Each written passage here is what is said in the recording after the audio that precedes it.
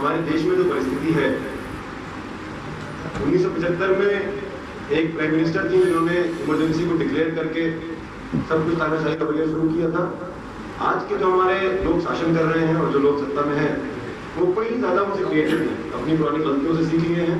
तो आजकल के दिनों में वो डिक्लेयर करके कुछ नहीं करते, तब अनडिक्लेयर्ड तरीके से बिना इमरजेंसी डिक्लेयर किए अपने आप को दुनिया में अपनी मीडिया के थ्रू ये बताते हुए कि वो इस दुनिया की सबसे बड़ी जनवाद है, लोकतंत्र है।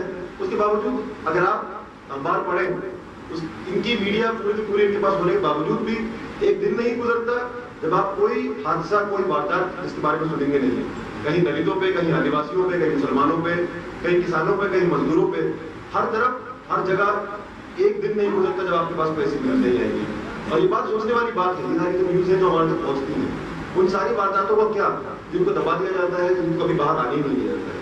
यहाँ आते आते मैं एक न्यूज पढ़ रहा था, जब जेएनयू पे हमला हुआ उसी समय राजस्थान में एक फैक्ट्री के मजदूरों पे बहुत बर्बर तरीके से, जिस तरीके से जेएनयू पे हमला किया उससे कहीं ज्यादा बर्बर तरीके से उस होंडा फैक्ट्री के मजदूरों पे वहां अटैक किया गया था। जब से ये सरकार आई है, अलग अलग जगह, अलग अलग राज्यों में जहां से इसकी खासतौर से स्टेट गवर्नमेंट भी है, वहां वो श्रम कानूनों को जो constitutionally fought and guaranteed rights है, उनको भी डाइल्यूट कर रही है।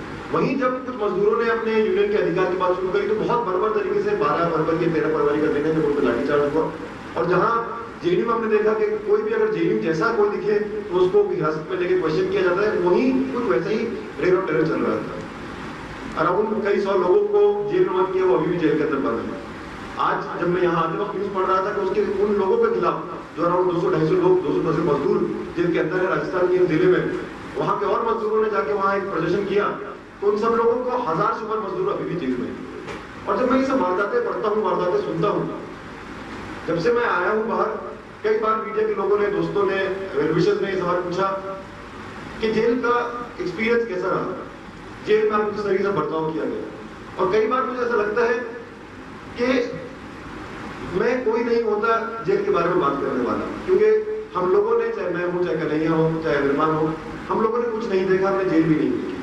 अगर आपको जेल की बात पूछनी है तो आप जाइए मोहम्मद आमिर खान से पूछिए, जो 14 साल जेल के अंदर बंद रहे 1998 से लेकर 2012 तक, जिनको 20 फर्जी टेरर केसेस में फंसाया गया। हम लोगों पे तो इल्जाम था कि हमने कल्चरल इवनिंग कराई है, बम ब्लास्ट का इल्जाम शुक्र है हमने नहीं था, लेकिन उन पर 19 केस थे और 19 केस 14 साल उम्र कैद की सजा होती है। कोई इंसान उम्र कैद काटने के बाद उसको निर्दोष साबित कर दिया जाए तो यहाँ के जनवाद पर, यहाँ के लोकतंत्र पर, जिसकी मोदी जी जगह जगह जा जाके अलग अलग देशों में जाके, आजकल वो हमारे देश में कम रहते हैं, बाहर ज्यादा रहते हैं, जिसकी बात करते हो तो बहुत बड़ा सवाल है। निशान लोगों को रिहा किया गया था, उनको इम्प्लीकेशन के खिलाफ, और जो नरेंद्र मोदी का और उनकी पूरी गुजरात की गवर्नमेंट का रोल था उसके खिलाफ उस दिन का दिन याद है कि जो आज जेएनयू में हमने देखने को मिला, उसकी एक झलक हमको उस दिन भी मिल गई। हम लोग गेट से निकले नहीं थे कि इस बस में हम जा रहे थे, उस बस को पुलिस ने हाईजैक करके कहीं दूसरी तरफ ले गए और हमको प्रोटेस्ट नहीं करने दिया। लेकिन आज अगर आपको सीरियसली पूछना है कि जेल का एक्सपीरियंस क्या होता है, तो आप उन लोगों से पूछिए जो उस अक्षरधाम अटैक में थे, आप उन लोगों से पूछिए जो ये मुंबई बम धमाके में सीमी के लोगों को फंसाया गया, वो लोग इसके अच्छे तरीके से बयान कर सकते हैं कि जेल क्या होती है। अगर आपको जेल की वारदात पूछनी है तो आप उन सैकड़ों आदिवासियों से भी पूछिए जो 35 केस, 40 केस, 50 केस, जिन पे अलग अलग किस्म के केस डाल दिए जाते हैं और वो जेलों के पीछे बंद रहते हैं। अभी उड़ीसा के भुवनेश्वर के एक जेल में पिछले 3 हफ्ते से बहुत लोगों को पता नहीं होगी, जो मैं बोल रहा हूँ बहुत सारी वारदातें हैं जो कभी सामने नहीं आती। पिछले 3 हफ्ते से भुवनेश्वर की एक जेल में 7 आदिवासी और दलित अंडर ट्रायल्स पिछले 3 हफ्ते से भूख हड़ताल पे। और उनकी डिमांड क्या है? उनकी डिमांड है कि हमको बेल मिलना चाहिए। सुप्रीम कोर्ट की गाइडलाइंस है कि bail is the rule, jail is the exception. लेकिन कई साल बीत जाते हैं, हमको बेल नहीं मिलती। उनका एक डिमांड था कि जब पेशी हो, जब हमारी डेट आए तो हमको कोर्ट में पेश किया जाए, हमको वीडियो कॉन्फ्रेंसिंग के थ्रू ट्रायल ना किया जाए। उस डिमांड को लेके पिछले 3 हफ्ते से 7 दलित और आदिवासी लोग जिनको नक्सली हिंसा में फंसाया गया है, वो लोग भूख हड़ताल पे हैं। अगर सही में जेल के बारे में आपको पूछना है तो वो लोग सही तरीके से बता सकते हैं जेल क्या होगा। ऐसे लोग, चाहे वो जी साई बाबा हो, चाहे वो अरुण परेरा हो, जो डेमोक्रेटिक राइट्स एक्टिविस्ट, इंटेलेक्चुअल्स, जो इन सारे सवालों में बात करते रहे और उन लोगों को जेल में मारने की अलग अलग साजिशें की गई। यहाँ तक जो आज खबर आ रही है, साईं बाबा ने बताया है कि उनको जेल में लाइफ सेविंग ड्रग्स जिसके बिना वो जी नहीं सकते, सरकार ने वो डिजाइन कर दिया था जेल के अंदर वो नहीं देंगे।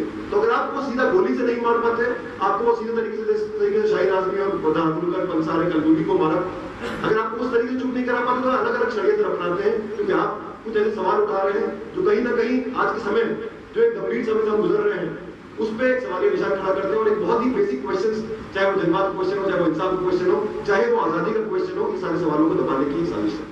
लड़ाई तो जेएनयू की लड़ाई थी, अब वो तो यूनिवर्सिटी की अलग अलग लड़ाई थी, वो एक लड़ाई में तब्दील हो गई और सब लोगों ने एक साथ stand with JNU stand with HU का नारा दिया। लेकिन अगर मैं वापस आऊं जो मैं बात बोल रहा था, ये अटैक विश्वविद्यालयों पर कोई एक्सेप्शनल अटैक नहीं है।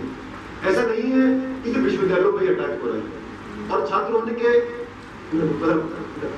After being a student I can not think and I can not से फेलो स्टूडेंट्स कि सिर्फ और सिर्फ हम छात्रों पे अटैक है, सिर्फ और सिर्फ हमारे कुछ यूनिवर्सिटीज पे अटैक है तो हम उसको बचा लेते हैं, हमारे प्रिविलेज स्पेसेस हैं, हमने बहुत लड़के बनाए हैं, बाकी देश में जो हो वो देखा जाएगा। ऐसा नहीं हो सकता, क्योंकि जो अटैक है वो मल्टी प्रॉम्प्ट अटैक है और वो पूरे देश भर का जो अटैक है उसी का मैनिफेस्टेशन हमको अपनी यूनिवर्सिटी में देखने को मिलता है। हर तरफ, चाहे आदिवासियों के जन जमीन छीनना हो, चाहे वो श्रम कानूनों में वो जो अलग अलग चेंजेस लेकर आ रहे हैं, चाहे वो मुसलमानों को फर्जी केसेस में फंसाना हो, चाहे वो दलितों की हत्या और दलितों को उत्पीड़न हो, चाहे वो कश्मीर और नॉर्थ ईस्ट पे आर्मी की तरफ से दमन हो, उस पूरे अटैक में ही हमको इस अटैक को देखना पड़ेगा, जब कहीं ना कहीं अपनी जिम्मेदारी को समझ पाएंगे। और उस पूरे अटैक का ही मैनिफेस्टेशन आज हमें अपनी यूनिवर्सिटी में देखने को मिल रहा है। अगर हम बात करें पिछले 20 साल में क्या क्या हुआ है, आज अगर हम वेलफेयर स्टेट की बात कर रहे हैं तो एक बात हमको समझने की बहुत जरूरत है, वेलफेयर स्टेट और न्यू लिबरल इकोनॉमी ये दोनों कंपैटिबल नहीं है।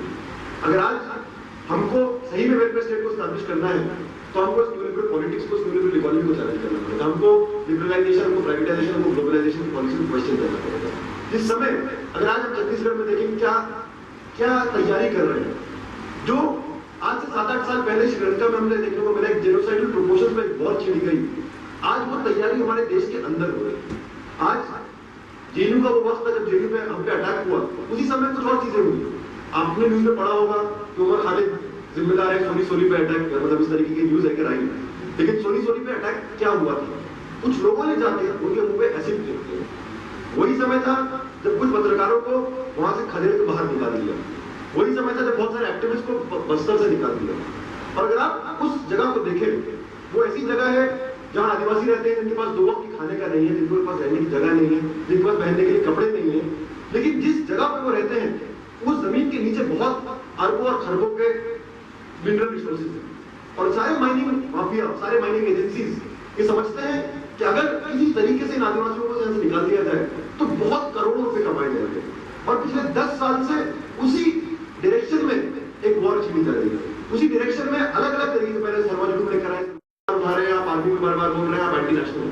ये बात पूछने वाली बात है। जो लोग पुलिस में हैं, जो लोग पैरामिलिट्री में हैं, जो लोग आर्मी में हैं, नो डाउट अगर वो कल कुछ ज्यादा करेंगे तो हम उनको भी सजा देने की बात करेंगे। लेकिन ये कौन लोग हैं? ये वही लोग हैं ज्यादा से ज्यादा लोग इन सारी के सारे जो पॉलिसीज हैं, वही किसान का लड़का जो एक तरफ भूमि अधिग्रहण बिल के खिलाफ लड़ेगा, उसका दूसरा भाई सेना में होगा, उसका दूसरा भाई पुलिस में होगा, उसका दूसरा भाई पैरामिलिट्री में होगा। तमिलनाडु की लोग आप कश्मीर में भेजेंगे, नागा बटालियन आप छत्तीसगढ़ में भेजेंगे। जो अंग्रेजों ने एक पॉलिसी डिवाइस की थी, डिवाइड एंड रूल, आज की सरकार भी वही पॉलिसी डिवाइस कर रही है। और आज इन सब चीजों को समझना, आज हम लोगों को गिरफ्तार करके, हम लोगों को बिछड़ करके, एचसीयू में रोहित वेमुला को मार के, एफटीआई में बार-बार लाठीचार्ज करके, जादवपुर में बार-बार लाठीचार्ज करके हम लोगों पे बहुत बड़ी जिम्मेदारियां हम लोगों के ऊपर आई है। और आज बहुत जरूरी है कि स्टूडेंट मूवमेंट भी इस जिम्मेदारी को समझे। स्टूडेंट मूवमेंट की बहुत सारी खूबियां हैं, बहुत डिस्कोर्स में रहता है, बहुत आर्टिकुलेट सेक्शन है, लेकिन बहुत सारी कमियां भी हैं।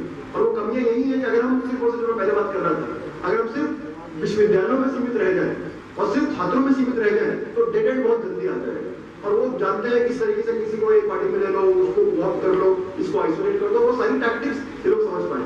अगर आज हम लोग अलग अलग आंदोलन से जुड़े, चाहे वो अल्पसंख्यक लोगों का आंदोलन हो, चाहे वो मजदूरों का आंदोलन हो, चाहे वो किसानों का आंदोलन हो, चाहे वो दलित आंदोलन हो, चाहे वो आदिवासी आंदोलन हो, और एक ब्रॉडर डेमोक्रेटिक स्ट्रीम की जरूरत है। चाहे आप मार्क्सवादी हो, माओवादी हो, चाहे आप एक अल्पसंख्यक संगठन से हो, चाहे वो क्रिश्चियन संगठन से हो। अभी हम लोग एक प्रोग्राम में थे, जवाहरलाल साहब ने बहुत अच्छी बात बोली थी। ये बोली थी कि लोग सोचते हैं कि बीजेपी जो है मुसलमान विरोधी पार्टी है, ये बात सही नहीं है। वो सिर्फ मुसलमान विरोधी नहीं है, वो हर कुछ विरोधी है। वो क्रिश्चियन विरोधी है, वो आदिवासी विरोधी है, वो महिला विरोधी है, वो इंसान विरोधी है, और आज के समय में वो जानवर विरोधी है। तो अगर इस डेमोक्रेटिक स्ट्रीम में हम लोग काम करें, ये लोग बोलते हैं कि अल्पसंख्यक चाहे वो क्रिश्चियन हो चाहे वो मुस्लिम हो, इस देश की माइनॉरिटी है। देखा जाए तो हम लोग माइनॉरिटी नहीं है, और वो इस देश को मेजोरिटी माइनॉरिटी में बांटना चाहते हैं। अगर बहुत फ्रैंकली बोले तो हम भी इस देश को मेजोरिटी माइनॉरिटी में बांटना चाहते हैं, अलग अलग का। अगर आप देखें, अगर इस देश के मुसलमान, इस देश के क्रिश्चियन, इस देश के दलित, इस देश के किसान, इस देश के मजदूर, इस देश के छात्र, और हम सारे लोग एक हो जाए, तो ये आरएसएस के लोग तो कुछ चंद मुट्ठीभर लोग हैं, और इन सब लोगों को इस देश से, अगर इस देश को बचाना है तो इस देश को पॉलिटिकली, आइडियोलॉजिकली हर तरीके से डिफीट करना, और आज सबसे बड़ा टास्क, हिस्टोरिक रिस्पॉन्सिबिलिटी हमारी है। और अगर हम इस रिस्पॉन्सिबिलिटी को, इसको मुकम्मल अंजाम तक पहुंचाए, कल को इतिहास हमारा शुक्रिया अदा करेगा। शुक्रिया।